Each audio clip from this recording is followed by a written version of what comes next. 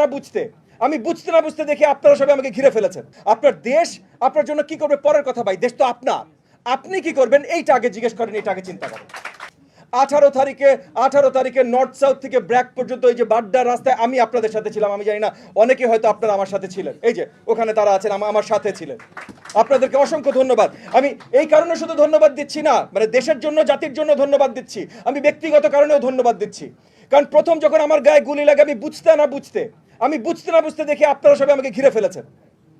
আমি হয়তো আরো অনেক বেশি আহত হতে পারতাম, আমি হয়তো আরো বেশি হই নাই, কারণ আপনারা আমাকে রক্ষা করেছেন। তার জন্য আপনাদেরকে অসংখ্য সালাম এবং ধন্যবাদ। জুলাইয়ের 18 তারিখ এগুলো নিয়ে কথা হয়েছে, কিন্তু জুলাইয়ের 18 তারিখে যদি আপনারা না নামতেন এই আন্দোলনটা বন্ধ হয়ে যেত, হয়তো বন্ধ হয়ে যেত, সেম তেজটা থাকতো না।